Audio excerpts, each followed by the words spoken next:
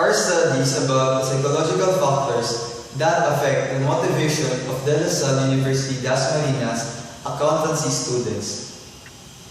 The Bachelor of Science in Accountancy has been a popular degree program in many universities and colleges due to high rates of employment and opportunities that a graduate student can compass because of its popularity and demand in the industry. However, the observable decline in population of accountancy students has been evident not only in other universities but also in DLSUD University Das Marinas. The study is designed to prompt the researchers to focus and identify the psychological factors that have been causing the decline of the population of the DLSUD University accountancy majors.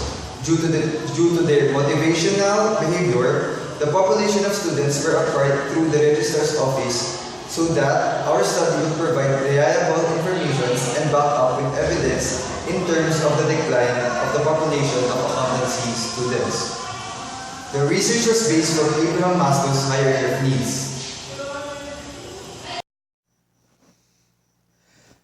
Maslow developed a classification of basic needs into 5 categories: physiological, safety and security, belongingness, self-esteem, and self-actualization. The hierarchy of needs theory is devised to understand human motivation and personal development.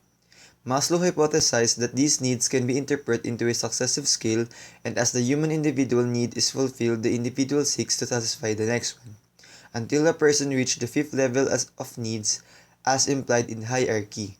One must satisfy lower level basic needs before progressing on to meet higher level growth needs toward a level of self-actualization.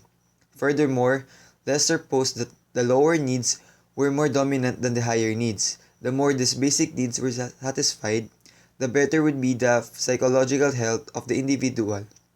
Green and Burke affirmed that the theory also predicted that when needs are satisfied, they are no longer motivators. Maslow stated that people are motivated to achieve certain needs. The first level of Maslow's hierarchy of needs is physiological needs. It is the most basic and most desired, which is located on the bottom of the pyramid of the human needs. It is a very essential element which is required to the all of human beings.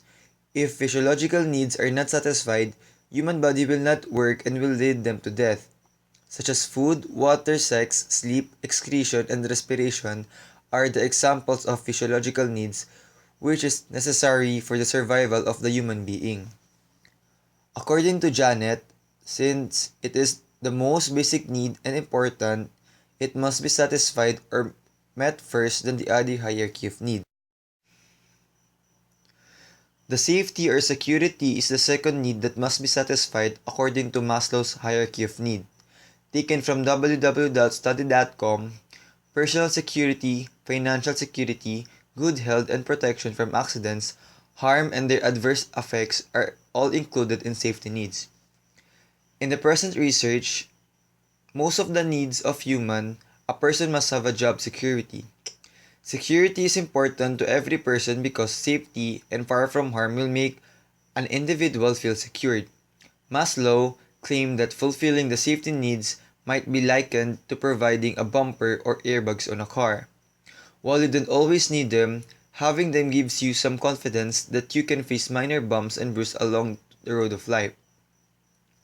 To have a successful life, there will be a lot of problems that people will encounter, but one is brave to overcome every problem if an individual can have security. Once persons succeed in satisfying security or safety, an individual has an assurance from being protected from any trouble and lead people to the road of success. According to Werner, one important emerging component of development policy to address poverty in developing countries is social protection. However, social protection of the rural population in developing countries as a tool of poverty reduction is still scarce.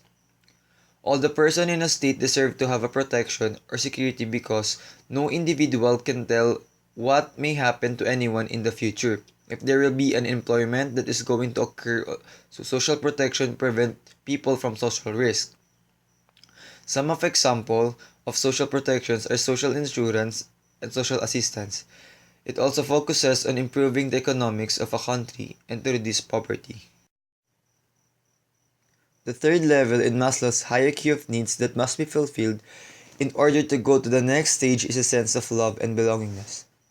According to Thomas, the primary source of behavior at this stage of development is the need for emotional connections such as friendship, family, social organizations, romantic attachments, or other situations involving interactions with others. Furthermore, Maslow stated that the needs for safety, belonging, love relations, and for respect can be satisfied only by other people. The fulfillment of these needs leads to positive emotion such as happiness and joy, while failure of achieving may cause negative emotion such as depression, alienation, anxiety, stress, and loneliness. Also, Maslow indicated that most emotional breakdowns deprive a need for belongingness, being loved and respected. Many studies have shown that people tend to be the happiest and healthiest when they are involved in their communities and have good connections with their family and friends. After satisfying the need of love and belongingness, the person may proceed to satisfy his or her self-esteem needs. Taken from therapist.com, self-esteem is how people value themselves, how they perceive their value to the world, and how valuable they think they are to others. At present, there are books, blogs, and articles about self-esteem because this is also one of the issues of people. This is essential to every person because this affects the development and growth of the person emotionally, mentally, and socially. The level of self-esteem of a person depends on how she was raised, accepted the comparison between others, and reacted to circumstances. Their choice whether they perceive it as positive or negative may lead to high esteem or low esteem. But according to some preferences, people must attain the healthy self-esteem. According to Melody, healthy self-esteem is the idea of valuing and accepting one's worth as a human being and at the same time valuing and accepting the worth of others. And in order to achieve a healthy self-esteem, an individual must have these elements: self-knowledge, self and others, self-acceptance, self-awareness, self-expressions, self-reliance, and self-confidence. Self-knowledge is about knowing and discovering one's identity, personality, and group in the society. Self and others is about cooperating with others, expressing and recognizing emotions, and have a separate identity. Accepting one's flaws and failures is self-acceptance, while self-awareness would be accepting changes. Focusing on the present and being aware of the person's feeling. Self-expression is express ideas freely. Self-reliance is being independent and having the capability to live alone. Lastly, self-confidence is being able to face and conquer one's obstacle. The last level in the original Maslow's hierarchy of needs is distinctive from the preceding needs. Maslow expounded the term being needs, B needs, to deficit needs, D needs, to differentiate the level of self-actualization from the lower needs. Maslow used various terms to define self-actualization, such as the term growth needs and being needs, which consequently describe the lower needs as deficit or D needs. If an individual is oppressed of something and feel deprived, it is identified as having deficit. An individual feel the need. However, if an individual acquire all the necessity for himself or herself, the individual is not affected at all. Particularly, the motivators that are satisfied as classified in hierarchies as a source of motivation. Self-actualization can also be interpreted as self-fulfillment by Rakic. Maslow described the need for self-actualization as the highest human attainment. Individuals attain their potential only after the individuals have satisfied their basic deficiency. As claimed by Griffin, self-actualization can take many forms, depending on the individual. These variations may include the quest for knowledge, understanding, peace, self-fulfillment, meaning in life, or beauty.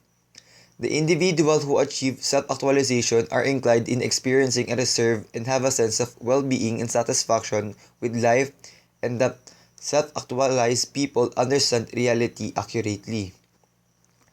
Taken from pursuitofhappiness.org, a self-actualized person possesses the following. They have a sense of awe, wonder, and gratitude about life. They are not self-centered but rather problem-centered and focus on how to improve and are not deficiency-centered. They are independent thinkers and are not overly influenced by the general culture. Their sense of humor is not sarcastic or hurtful, but rather life-affirming, with a philosophical sense of humor. They have a deeply felt sense of kinship with the human race.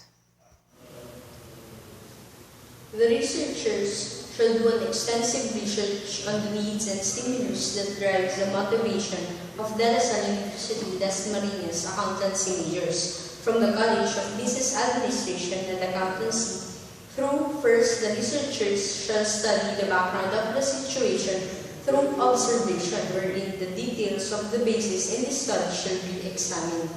The supporting detail for the observation is the indirect proportion relationship of the number of population of accountancy students and year level. Second, a comprehensive survey that takes into account major factors such as physiological, safety, love or relationship needs, self-esteem, and self-actualization. The survey shall cover detailed factors such as food, sleep, family, security, reputation, and achievements. According to Ackroyd and Hughes in 1981 and Popper in 2004, there are definite advantages in using questionnaires, which includes large amount of information can be collected from a large number of people in a short period of time and in a relatively cost-effective way. In addition, it can be carried out by the researcher with limited effects to its validity and reliability, and more importantly, questionnaires can be analyzed more scientifically and objectively than other forms of research. Due to these reasons, the researchers chose a quantitative research methodology and constructed a questionnaire survey instrument to determine the frequency of psychological motivational needs that are needed to motivate the accountancy students of De La Salle University Dasmariñas in terms of their academic performance and in their life. The survey has 50 respondents, and at the end of the survey, a statistical analysis will be made in order to identify the most frequent and the least frequent need. Under the survey test score, 5 shall be recognized as the most frequent need, classified as always, while 1 shall be labeled as the least needed in terms of frequency of the psychological needs, classified as never. This will be discussed thoroughly in the results section. The research shall use direct survey, wherein they conducted a door-to-door request of asking accountancy majors to answer the survey. The needed data are gathered during weekdays, particularly during English class and free time hours of the researchers as well. And the researchers also complemented their schedule to meet the respondents from the different year levels. Furthermore, the study is estimated to be conducted and accomplished during a 4 months duration, from July to October. The probability sampling technique used is stratified sampling. The researchers choose this stratified sampling technique because the researchers would be able to best represent the entire population being studied. Stratified random sampling involves dividing a population into subpopulation called strata and then applying random sampling methods proportionally from each stratum to form a test group. Each stratum consists of 10 respondents from different year levels, which corresponds to the total number of respondents. For the quantitative computation and analysis, simple average and percentage method shall be applied by collecting sample data. Under the average method, the researcher can calculate the total of unit of answer of each need and then divide by the total number of units of each need respectively. Then, for the calculating percentage, compute for the fraction or decimal, then multiply by 100. Through this method, the difference between the psychological factors in terms of how most frequent or least frequent each factor would be displayed and compared from one another. How do we come up from our results? So every answer is from our test questionnaire that corresponds to 5, which is 5 points, 4, which is 4 points, 3, which is 3 points, 2, which is 2 points, 1, which is 1 point. The results that we gather from the first-year students shows that safety needs has the greatest influence on motivational behavior with 205 points, and esteem needs, which has the least influence on motivational behavior with 149 points. From the second-year students, it shows that self-actualization has the greatest influence on motivational behavior with 201 points, and physiological needs, which has the least influence with 162 points. From the third-year students, it shows that love needs has the highest influence on motivational behavior with 199 points, and physiological needs, which has the lowest influence with 138 points. From the fourth-year students, it shows that love has the highest influence on motivational behavior with 228 points, while physiological needs has lowest influence with 181 points. And last, from the fifth-year students, it shows that love has the greatest influence on motivational behavior with 228 points, while physiological needs, which has the least influence with 181 points. Based on the point system that we used, for first-year students, physiological needs ranked the lowest with 162 points, while self-actualization ranked the highest with 196 points. For second-year students, physiological needs also ranked the lowest with 162 points, and self-actualization ranked the highest with 201 points. As for third-year students, physiological needs also once again ranked lowest with 138 points, and while love needs ranked the highest with 199 points. For fourth-year students, physiological needs ranked the lowest with 181 points, while love needs ranked the highest with 228 points. And lastly, for fifth-year students, physiological needs ranked the lowest with 181 points, and love needs ranked the highest with 228 points. To sum all the points, physiological needs ranked the lowest with 824 points, while love needs ranked the highest with 1,032 points. For our conclusion, majority of accountancy students lack a physiological need because of all the tests that they have to take and all the requirements that they have to finish. Most of accountancy students receive love and belongingness that they need. In general, esteem need rank one of the lowest. One possible reason is that they are afraid or shy to share their thoughts and ideas. For our recommendation, despite having requirements and exams, students must give priority to their physiological need, which is sleep and eating, in order for them to have more energy and have a healthy condition. The students must improve their self-esteem in order for them to share their idea freely. The students must not afraid to commit mistake and receive rejection.